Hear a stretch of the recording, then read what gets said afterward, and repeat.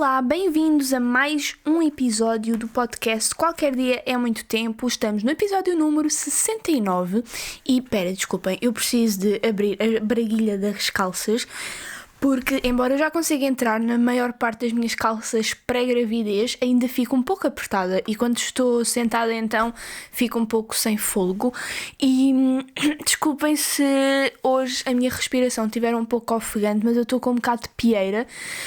Conseguem ouvir? Não sei se vocês sabem o que isso é, mas é uma cena que eu tenho muito quando tenho ataques alérgicos e aqui nesta zona, como estou no meio do campo e os meus vizinhos aqui do lado têm muitos animais, tipo pombos e porcos e cenas dessas, volta e meia eu ando atacada e ataca-me praticamente sempre da mesma forma, que é eu ficar cheia de muco. Isto não é nada fixe de se dizer ou de se ouvir. Mas pronto, eu partilho estas coisas, vocês já sabem. Eu fico cheio de muco nos pulmões, uma espécie de bronquite, o que me dá pieira, ou seja, é uma coisa que, tal como o nome indica, quando eu respiro, pio. Então eu respiro e faço tipo... Tipo, agora não está muito assim, muito exagerado, mas é um bocado incómodo e conforme eu vou tossindo vão-me sair tipo postas de ranho. Que elegante, Bárbara. Isto talvez seja too much information, mas olhem, achei que vos devia uma explicação para vocês não se incomodarem com este som de respiração de senhor de 70 anos que fuma desde os 10, mas se calhar a minha explicação ainda foi mais incómoda do que o barulho propriamente dito. Mas olhem, é assim a vida. O que é que eu tenho para vos contar? Mais uma vez, mais uma semana de confinamento em que eu estive em casa, portanto não aconteceu grande coisa e eu sinto que, por exemplo, eu passo a semana toda sem fazer nada, né? Quer dizer, sem fazer nada é uma grande coisa porque estou cá em casa, não posso sair, não posso ver pessoas, não posso fazer coisas interessantes, mas depois a única coisa que acontece durante a semana calha sempre no dia em que eu gravo o podcast. A semana passada foi assim, já não me lembro porquê, não sei se foi uma ida ao médico. Esta semana, hoje nomeadamente, foi o dia em que eu fui buscar o BI do Duarte. Isto noutra altura qualquer não seria nem sequer digno de ser mencionado, mas em tempos de pandemia qualquer motivo que nos faça sair de casa é bué fixe. E hoje saí de casa para ir levantar o como é que se chama? BI, cartão de cidadão do meu filhote. Então fui eu, o Ricardo e ele no carro, obviamente depois para levantar só saí eu, para não haver bué da gente, mas agora aquilo, como é tudo marcado, acaba por ser bué da rápido. Mas pronto, fui buscar o BI e eu estava bué curiosa para ver a fotografia. Porquê?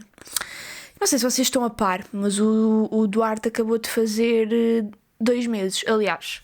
Ele ainda nem sequer fez 2 meses, ele fez 8 semanas ontem, mas ele só faz 2 meses no dia 11, ou seja, hoje é terça-feira, vocês estão a vir na quarta, dia 10, ou seja, amanhã, quinta-feira, ele faz 2 meses. E nós já estamos à espera do BI há praticamente um mês. Nós fizemos o cartão de cidadão dele quando ele tinha pai 20 dias, ou seja, ele era mega bebê, super recém-nascido, ainda tinha aquela cara meio...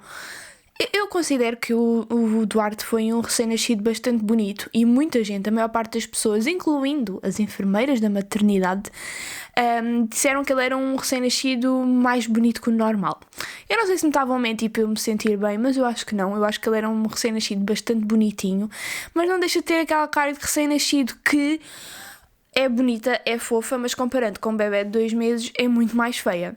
Portanto, para além dele estar com essa cara mais feiota de quem acabou de vir ao mundo, ele estava com bué de sono, porque eu não sei se vocês sabem disto, mas eu arriscava em dizer que 99,9% dos bebés adoram andar de carro e adormecem a andar de carro. Aliás, até há pais que quando estão mais... como é que se diz? Não é pânico, desesperados. Quando estão mais desesperados para porem os bebés a dormir e não conseguem de nenhuma outra forma, colocam-nos dentro do carro e ou ligam o carro ou andam mesmo de carro por aí para os bebés adormecerem. A minha mãe disse-me que chegou a fazer isso comigo várias vezes quando não conseguia pôr-me a dormir. Punha-me dentro do carro, ligava ao motor e era o suficiente para eu adormecer em segundos. Então Então, o Duarte não é exceção nessa questão e ele no carro adormece logo ao fim. Epá, eu nem sei se chega a 1 minuto. Então, quando nós chegámos lá ao sítio para fazer o cartão de cidadão, ele estava a dormir e não acordou quando o pusemos no carrinho, não acordou quando entramos dentro lá do edifício. Ou seja, quando chegou à altura de tirar a fotografia, nós pegámos nele a dormir. Ele por acaso não começou a chorar, o que foi um milagre, mas pronto. E também não sei se estão a par do quão moles são os recém-nascidos. Eles parecem que são feitos de gosma ou de plasticina. Eles não se aguentam minimamente em pé e são mesmo molinhos. Vocês pegam neles, as pernas vão para o lado, a cabeça vão para o outro. É muito difícil tê-los numa posição minimamente ereta. Então, para tirar fotografias com o recém-nascido, eu não fazia ideia que era assim, mas é bué da estúpido, que é exatamente nas mesmas máquinas onde nos tiram fotografias a nós, só que nós somos adultos e conseguimos estar de pé, direitos e parados a olhar para aquilo. Um recém-nascido não consegue. Então tínhamos de estar a pegar nele assim no ar, a segurar meio com uma mão no rabo, outra mão na cabeça e a pô-lo à frente da câmara de forma a que ele ficasse minimamente com a cara a aparecer, só que depois ele estava meio a dormir e depois a cabeça caía para a frente e não ficava no ângulo certo, a máquina não aceitava a fotografia que aquilo gerava. Olhem, demorámos bué de tempo até conseguir tirar uma fotografia decente. E com fotografia decente, a fotografia ficou horrível. Ele parece uma uva passa. A verdade é essa. Mas pronto, olhem, a máquina aceitou, então para nós já estava bom o suficiente. E eu fiquei a pensar, ok, isto já é estúpido, na minha opinião, fazer um cartão de cidadão para um bebé tão pequenino. Podiam esperar, pelo menos que eles tivessem 1 mês e qualquer coisa. Mas não, o prazo máximo acho que é 20 dias depois do nascimento, qualquer coisa assim do género. Pronto, para mim já não faz muito sentido fazer um cartão de cidadão com fotografia para um bebé tão pequeno. E pasmem-se, eu pelo menos fiquei pasmada hoje quando me apercebi que não só ele tem um cartão do cidadão com uma fotografia horrorosa, porque ele parecia o Sméagol do O Senhor dos Anéis, como o cartão de cidadão tem validade de 5 anos, como os nossos. Imaginem, passou-se 1 mês e qualquer coisa desde a altura em que ele tirou aquela fotografia e ele já não se parece com aquela fotografia. Quanto mais daqui a 5 anos é outra pessoa completamente diferente. Enfim, eu não percebo muita lógica e eu estava mesmo convencida de que este cartão de cidadão teria validade tipo de 1 ano ou assim. Não estava nada a pensar que seria 5 anos. Conseguiram ouvir a minha pieira agora ouviu-se bem, mas pronto. Mas pronto, olhem, quis partilhar isto convosco porque, eu acho antigamente não era. Eu lembro, o meu primo neste momento tem 15 anos, acho eu, e ele na altura já fez o BI, o cartão de cidadão, bué da cedo. Eu já achei bué da cedo e foi muito mais velho do que o Duarte, ou do que os bebés têm que fazer agora. Antigamente eu acho que se fazia era uma cédula, basicamente para os bebés não andarem ilegais, né? E o Estado saber que eles existem, mas não era um bilhete de identidade propriamente dito, porque lá está. Tipo, não sei. É estúpido eu estar a falar sobre isto, talvez seja, mas olhem, eu estou um bocado indignada, porque se eu tiver que apresentar aquele cartão de cidadão em algum lado, eu vou estar envergonhada porque aquela fotografia não é digna da beleza do meu bebé, que o meu bebé é muito lindo e naquela fotografia ele parece uma uva ressequida. Mas pronto, olhem, é a vida. Pelo menos deu para sair de casa para ir ali a Lolé, que é uma cidade que eu gosto muito. Por acaso perguntam-me isso muitas vezes. Ainda no outro dia me perguntaram que eu fiz uma leva assim de perguntas e respostas nos Insta Stories e perguntaram-me que se eu tivesse que escolher uma cidade no Algarve para viver, qual era a que eu escolhia. E eu nem sequer penso 2 vezes. E se eu tivesse que morar obrigatoriamente no Algarve, eu escolheria, se pudesse e conseguisse, morar em Lolé. Lolé é sem dúvida, eu não sei se vocês são de cá, se já vieram cá, se conhecem Lolé minimamente, mas é um sítio onde eu me sinto tão bem, e traz-me muitas boas memórias. E é uma cidade um pouco nostálgica para mim, o que às vezes é um pouco estranho, porque a nostalgia é sempre... Eu acho que é um sentimento que é sempre 50% felicidade, 50% tristeza. Mas eu sinto sempre essa sensação quando estou em Lolé, mas ao mesmo tempo é uma cidade que me transmite muito conforto. E eu andei na escola secundária em Lolé durante 3 anos, não é? Que é o tempo da secundária. E esses 3 anos foram dos melhores 3 anos da minha vida. Fui mesmo muito... Estão a ver quando vocês são felizes e não sabem? Pronto, eu tinha a noção que estava a passar por uma boa fase naquela altura, mas agora em retrospectiva é sem dúvida alguma os 3 anos da minha vida que me deixam mais saudades. E eu acho que isso é bem característico da adolescência, porque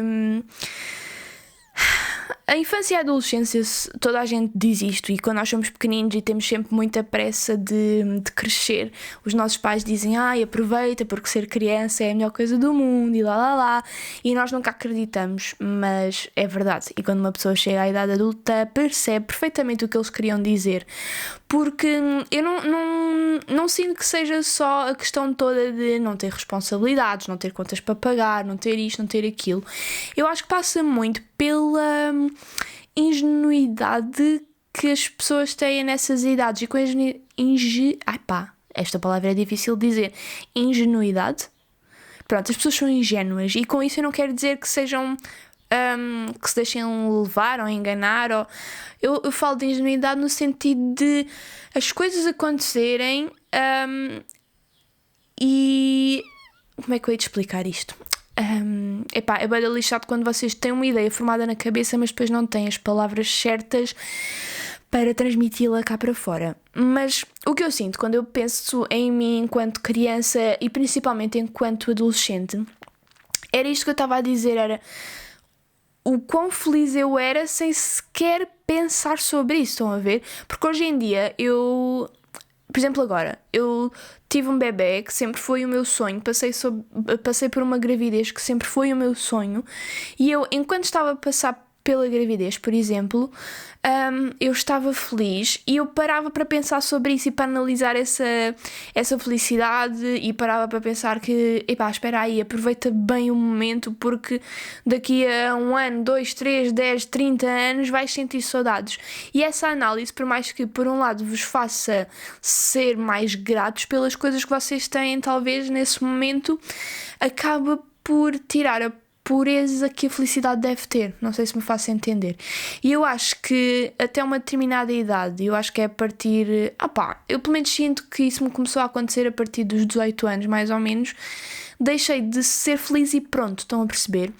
Deixei de estar com os meus amigos e pronto, passou a ser tudo mais pesado, mais pensado, e não sei se isso é uma coisa minha, não sei se é uma coisa pessoal, e eu por ser tão nostálgica ou por ter tantas dificuldades em adaptar-me a novas realidades, a mudanças, a novas rotinas, que se calhar analiso mais as coisas e sinto mais falta do passado ou das pessoas, ou enfim... não sei se é por isso ou se é uma coisa inerente a toda a gente, inevitável, que com a idade as pessoas começam a analisar mais tudo o que acontece e a forma como elas se sentem, e acabam por não aproveitar a 100%, porque deixa de ser uma coisa automática.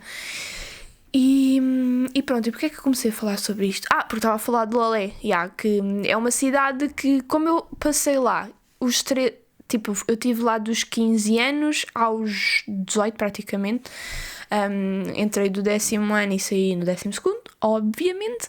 E foi uma altura muito fixe, porque lá está, eu aqui emboliquei-me, quando eu andei do 1º ao 9º ano, eu também fui muito feliz, mas era diferente porque obviamente era mais criança, e por mais que fosse muito, muito, muito fixe estar com os meus amigos todos, foi aqui que eu criei as minhas primeiras amizades, as minhas amizades mais fortes, muitas delas ainda são amigos meus hoje em dia.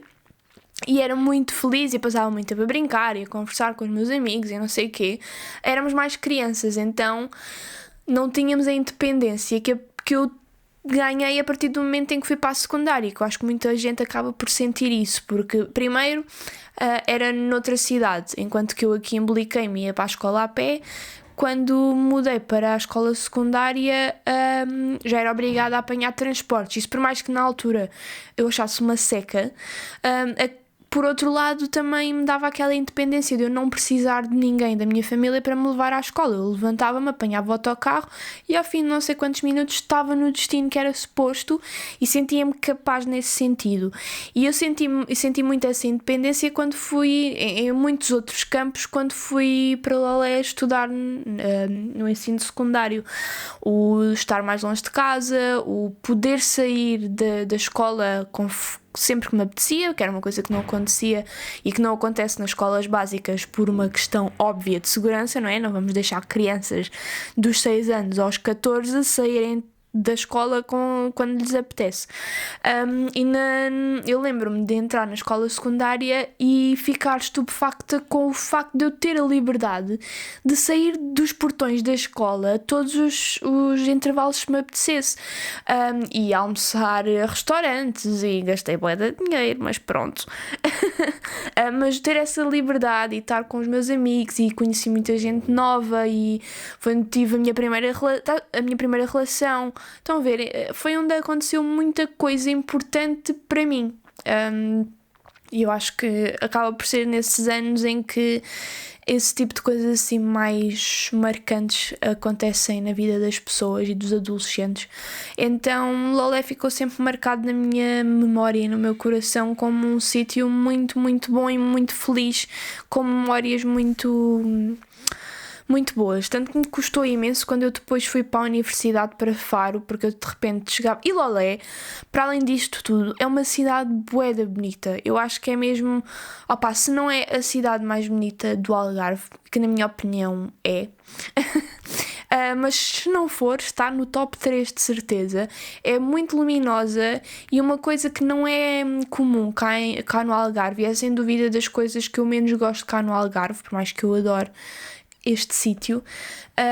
Uma coisa que difere o Algarve de Lisboa, por exemplo, é a vida que há nas cidades, porque em Lisboa as pessoas andam muito mais de transportes e por isso mesmo e há menos facilidade para estacionar ao pé dos sítios onde uma pessoa precisa de ir. Então, inevitavelmente, isso faz com que as pessoas andem mais a pé, porque os táxis levam até não sei onde, ou a estação de comboio ou de metro é num determinado sítio, mas se calhar o trabalho dessa pessoa ou o restaurante onde ela vai comer é um bocadinho mais longe, o que faz com que ela tenha de ir a pé. Então há muito mais vida nas cidades, porque as pessoas são obrigadas a andar mais a pé. Isso é uma coisa que eu adoro e que sempre adorei em viver em Lisboa, principalmente nos últimos 2 anos em que eu morei ali na Praça da Alegria, que é ao pé da Avenida da Liberdade. Eu adorava sentir que estava no centro da cidade por isso mesmo, porque eu nunca sentia que estava isolado. Eu olhava pela janela e havia sempre movimento, se fossem turistas ou não. Eu via pessoas a passar, ouvia vozes e isso deixava muito feliz. E no Algarve é uma coisa que não se vê muito, porque como não há transportes no Algarve, só há autocarros e comboios, e mesmo assim é muito mau. Os transportes no Algarve são uma miséria completa, portanto toda a gente cá tem carro praticamente, e quem não tem carro é muito complicado mesmo. Então, como a maior parte das pessoas tem o seu carrinho e aqui não há tanta gente como em Lisboa, a maior parte das pessoas quer ir a um determinado sítio e consegue estacionar minimamente perto, portanto não se vê pessoas na rua, só se vêem carros a passar e pessoas propriamente ditas a andar a pé ou a conviver em jardins e coisas assim no exterior. É muito raro. As cidades aqui são muito mais fantasmagóricas, na minha opinião, e eu em Lolé não sinto nada isso. Eu sinto que Lolé é tipo a Lisboa do Algarve, nesse sentido. É uma cidade que tem sempre muita gente na rua, muito por causa também das escolas, porque tem lá várias escolas secundárias e isso. Depois também tem muita população mais velha, que também está mais habituada a andar na rua. Tem a praça e tudo isso. Então é uma cidade, quando vocês estão por lá a passar, seja inverno, seja verão, há sempre muito movimento na rua e isso deixa-me muito feliz e muito confortável. E pronto, olhem, isto tudo para dizer que gostava muito de morar em Lolé se tivesse que ficar no Algarve e que pronto, e que hoje, ao ir buscar o cartão de cidadão do Duarte, acabámos por ir a Lolé, passar por Lolé de carro, obviamente, não saímos, não fizemos nada porque confinamento, mas deu assim para... E hoje estava bom tempo, hoje está bom tempo, está sol, portanto ainda melhorou mais as coisas. E pronto, embora eu praticamente não tenha saído do carro, só o facto de ter saído de casa e ter visto coisas diferentes já me deixou com um ânimo completamente diferente. Portanto, olhem, foi um ponto positivo no dia de hoje. E o que é que eu tenho para falar mais? Olhem, também relacionado com o Duarte, começámos oficialmente hoje a nossa aventura com as fraldas reutilizáveis. Isto foi uma coisa que eu já partilhei no Instagram, vocês já sabem que no Instagram é sempre onde eu partilho as coisas em primeiro lugar, porque é muito mais imediato e instantâneo. Mas sim, eu nunca tive nos planos começar a utilizar as fraldas reutilizáveis assim que ele nascesse. Eu sei que há muita gente que prefere isso e eu percebo completamente, mas quando eu parava para pensar, no meu caso específico, não me fazia muito sentido estar a gastar, a investir imenso dinheiro numa catrefada de fraldas para recém-nascido quando eles são recém-nascidos literalmente durante 1 mês ou 2. Aliás, um bebê deixa de ser recém-nascido aos 28 dias, mas claro que em termos de tamanho isso pode variar, pode ser antes, pode ser depois. Eles já podem nascer maiores do que o suposto tamanho de um recém-nascido. Portanto, esses fatores todos deixavam-me assim meio de pé atrás quando eu pensava, vou gastar 500 euros ou sei lá quantos euros num pack de fraldas de recém-nascido e ele pode nascer bué da grande e nunca usar, ou usar só durante uma semana ou só um mês. Portanto, eu achei desde o início que nunca iria usar nesta fase e que iria sim nesta fase usar as descartáveis, como a maior parte das pessoas faz, e que a partir do momento em que ele fosse grande o suficiente para caber nas fraldas reutilizáveis que eu tenho praticamente umas 25 ou não sei quantas fraldas, mas acho que são para aí 25 fraldas reutilizáveis que me foram oferecidas por uma seguidora, que foi tipo a pessoa mais querida de sempre, que me ofereceu aquela quantidade toda de fraldas e de absorventes que, aquilo vale muito, muito dinheiro que eu não tive que gastar. E ela nem sequer me deixou pagar os portes, porque aquilo vem numa caixa grande, ainda era minimamente pesado, acho que ela pagou 15 euros de portes e eu, obviamente, isso deixa-me pelo menos pagar os portes, que é o mínimo que eu posso fazer, e ela não quis, foi mesmo tipo, juro, foi um anjo na minha vida e fez-me poupar tanto dinheiro, tanto trabalho de pesquisa, porque lá está, ela ofereceu-me aquilo tudo e eu às vezes penso, se calhar eu iria gostar de outras marcas ou de outro tipo de fraldas, mas eu sempre ouvi na minha vida que a cavalidade não se olha ao dente e a verdade é que as fraldas estão todas em perfeito estado e eu sempre quis comprar as fraldas reutilizáveis em segunda mão. E assim, tive o meu trabalho super facilitado, porque, obviamente, para além do facto de não ter pago um tostão, né, que é o principal ponto positivo, mesmo que eu tivesse comprado em segunda mão, ia ter que estar a pesquisar. Imaginem, ia ao LX e estava alguém a vender 3 fraldas. Pronto, ok, comprava, tinha 3.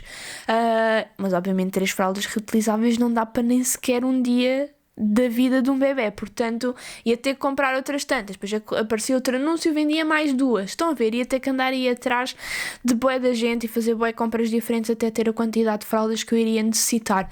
E assim eu recebi literalmente em casa uma caixa gigante com todas as fraldas, todos os absorventes, capas e cenas que eu posso precisar. A rapariga ainda foi querida o suficiente para escrever numa folha as instruções de como é que se usavam as fraldas. Juro, eu às vezes cruzo-me com pessoas tão adoráveis que eu nem sei o que fiz para merecer tal coisa, mas obrigada do fundo do coração. E onde é que eu ia com isto? Pronto. eu tinha 2 fraldas de recém-nascido que uma marca me enviou e que eu fui experimentando ao longo agora destes 2 meses. Mas a cena é que o Duarte nasceu bastante pequenino. Ele era um bebê bastante pequenino.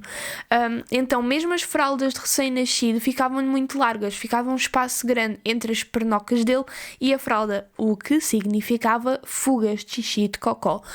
Portanto, só agora há para aí 1 ou 2 semanas é que as fraldas de recém-nascido lhe couberam. Então utilizámos as 2 fraldas que tínhamos e eu depois experimentei colocar as fraldas que eu já tinha, as de bebê maior supostamente, no tamanho mais pequeno e ver se lhe ficavam muito largas, e não ficaram. Então ontem já experimentei usar as fraldas, usei 2 ou 3 nele e correu bem. Portanto, durante a noite coloquei uma descartável só para garantir que não havia uma explosão de cocó enquanto dormíamos.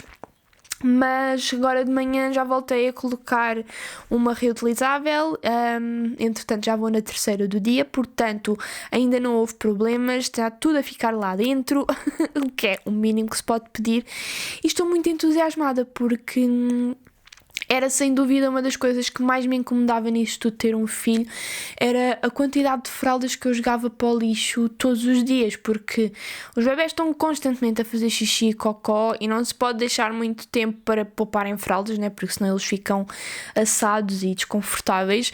Portanto, eu por semana enchia, não me lembro se era 1 balde ou 2 baldes daqueles de escritório, estão a ver, de fraldas por semana.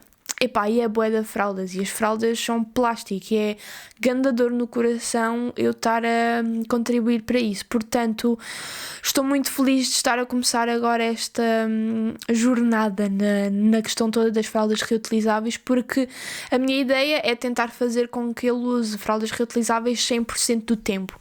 Mas mesmo que eu não consiga 100% e fique em regime de part-time, utilizar as fraldas reutilizáveis sempre que possa, e quando não me der jeito ou sair de casa, optar pelas descartáveis, mesmo que eu faça isso, cada fralda reutilizável que eu uso é uma descartável que eu não preciso de usar, e isso já me descansa tanta cabeça que vocês nem imaginam.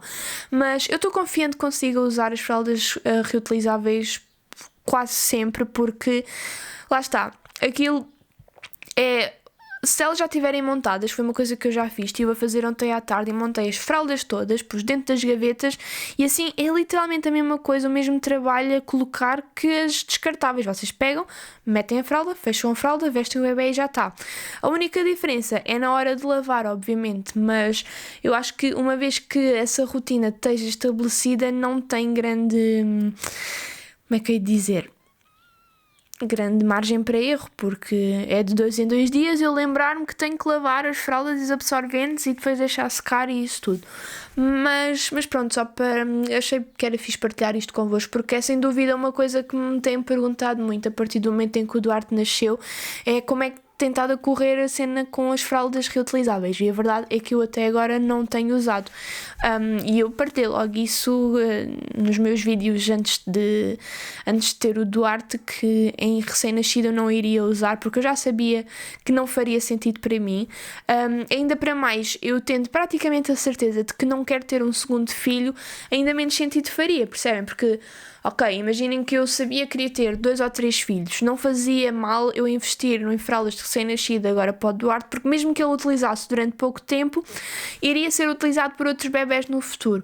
Mas como o meu plano é não ter mais nenhum bebé, acaba por não fazer muito sentido. Daí eu também ter optado por ter comprado as fraldas reutilizáveis em segunda mão, justamente por essa questão de eu não querer não querer ter mais que um filho, porque as fraldas reutilizáveis só são realmente sustentáveis se forem utilizadas por mais do que uma criança, porque os recursos necessários para as fabricar e os recursos que se gastam ao lavá-las e secar e não sei o quê, só se amortizam ao fim de muitas utilizações. Portanto, se eu comprasse todo um pack de 30 e tal fraldas, mais não sei quantos absorventes, só para utilizar no Duarte e depois ou jogava fora ou guardava, em termos de sustentabilidade, mais valia eu usar as descartáveis, estão a perceber?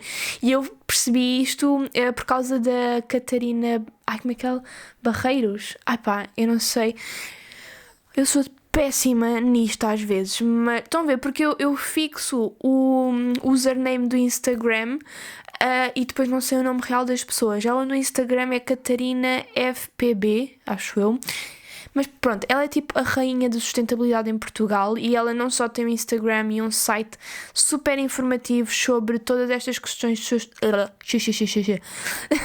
todas estas questões de sustentabilidade, como tem também um podcast, ou seja, é um formato muito mais fácil de absorção e ela é muito clara a falar e tem fontes, ela esforça-se mesmo para ter fontes fidedignas e corretas, e ela tem um episódio, acho que é um episódio, não sei, agora estou na dúvida se ela falou sobre isso num episódio do podcast ou se falou sobre isso num post do Instagram, mas de qualquer forma sigam-na porque vale muito a pena. E lá está, como ela faz essas pesquisas muito a fundo, acaba por chegar a conclusões que o comum mortal não chega. Por exemplo, na minha visão de pessoa que não percebe assim tanto do assunto, para mim umas fraldas reutilizáveis seriam sempre uma melhor opção do que as descartáveis, porque não estava a fazer lixo, utilizava as mesmas fraldas várias vezes. Mas quando se faz realmente a conta da água que se gasta a fabricar e o não sei o quê, o plástico e lá, ela chegou à conclusão de que se é para utilizar só numa criança, mais vale utilizar as sustentáveis. Pelo menos é isto que eu me lembro. E por isso, desde que eu li isso, fiquei com a ideia cimentada na minha cabeça de que quando chegasse a minha altura eu iria tentar obter todas, ou pelo menos a maior parte das fraldas reutilizáveis, em segunda mão. E felizmente foi bem mais fácil do que estava à espera, porque tive uma pessoa querida o suficiente para me oferecer um pack inteiro. Mas pronto, olhem, estou muito contente e estou contente por estar a correr bem.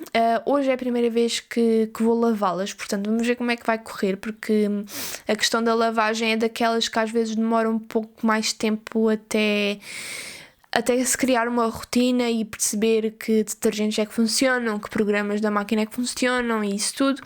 Mas se querem estar a par disto tudo, eu vou partilhando no Instagram. E é isto. O que é que eu tenho mais para dizer? Mais nada. Não há mais nada para dizer. O que aconteceu eu já vos falei. Portanto, olhem, vão embora, né? Já estamos a falar aqui há meia hora. Estou com bué.